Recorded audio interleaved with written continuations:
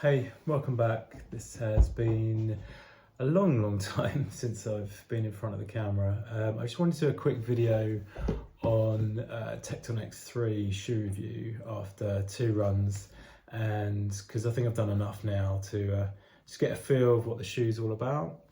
So this is Hoka's sort of premier sort of trail racing shoe, which the 2 runs I've done is I've done a 12 miler, which it was like 1,780 feet of climb at like 7:48 pace per mile, and a 14-mile run, obviously both on trails, and the 14-mile run had a similar sort of elevation. And so yeah, let's have a look at the shoes. Basically, they're good fun to run in because they're pretty high stack, and you've got a big wedge of sort of Peber foam, which stack height, let's go through it, 40 in the heel down to 35 in the forefoot, 5mm drop. There's the usual dual carbon fiber plates for the sort of tectonic plates, as they like to sort of market it, and it's got a matrix upper with this sort of booty like sock, which is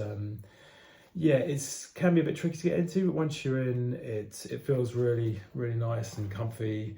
And yeah, the standard sort of lace construction with the sort of expansion vamp here for longer distances when your feet swell up in maybe ultras, maybe 5-6 hours into an ultra or something. The outsole, which is obviously really important, is these Vibram outsole, which got a thin layer with 4mm sort of chevron lugs with exposed midsole with the EVA. And yeah, it's a really fun shoe. This one is a UK size 9. It comes in at 277 grams out of the box as new. So yeah, I've done about a marathon distance in it. It's got like the exposed plate on the side there, just which is actually a nice position. It's way better than the sort of North Face where they have it up near the forefoot, which can cause rubbing, but it's more just to show that there's plates on either side. Yeah, so being matrix upper, it's pretty bomb proof. You can almost see through it, so it's got pretty good drainage at the side. It's quite a soft sort of toe box and bumper, and the heel's fairly sort of soft as well.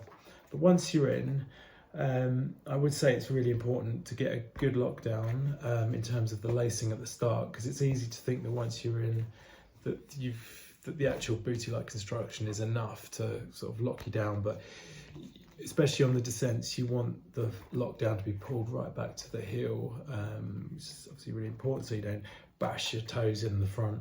Because one thing I've noticed about this shoe is the actual front, the toe box is very rounded. It's also quite a short toe box, so your toes are actually quite close to the edge.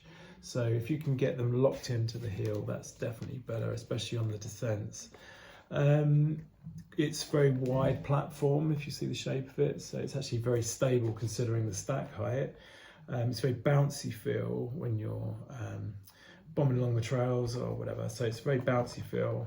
But yeah, they're enjoyable runs. They were the stability was good considering the stack height, as mentioned, and the grip was good as well with these sort of 4mm chevron Vibram outsole lugs, which have got those little extra tiny little microscopic sort of traction lugs on the sides. It is quite exposed here, so you might get some puncturing going on if you go over like stones and thorns and all that sort of stuff. So saving for race day. Yeah, this is a size 9, which is my usual Hoka size. So I would say that it's just about all right.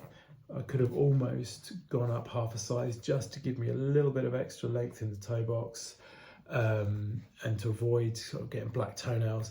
But if it was up to me for the next gen, I would probably like them to have a more of a foot-shaped toe box and less rounded, so that your big toe doesn't get pushed and add a pressure point against the sort of rounded bit as it comes in.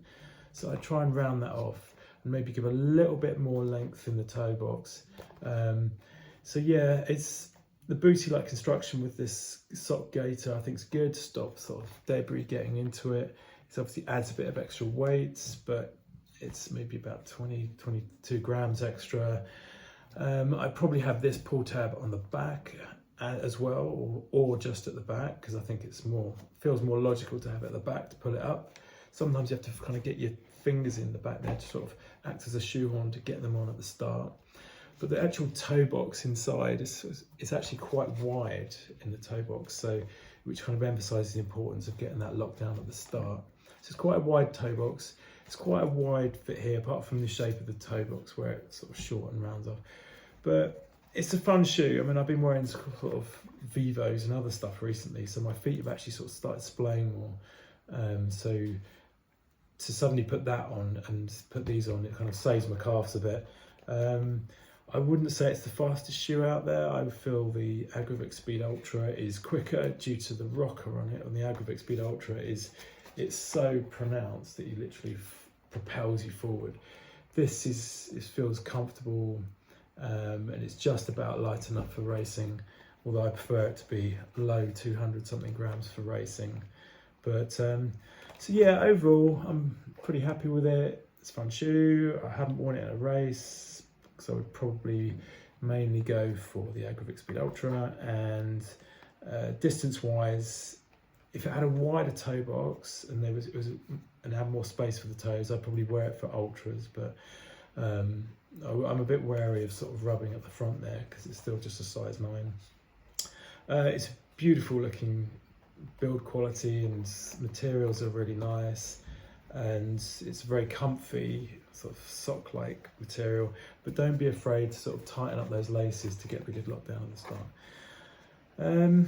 What else? Yeah, it's a nice looking shoe. It's very sort of big and bold, but I would still err towards the Adidas for the Agravic Speed Ultra for ultras, because it's probably got more space in the toe box and it's lighter as well without the booty-like construction. This one's probably got slightly bigger lugs, so if you've got more of a muddy course or whatever, then this might be better. But at the end of the day, they're still only 4mm lugs. But I do really like the actual lug pattern, sort of chevrons. So yeah, this is my short review of 2 runs in, 26 miles total for the Tecton X3. Thanks for watching. Bye.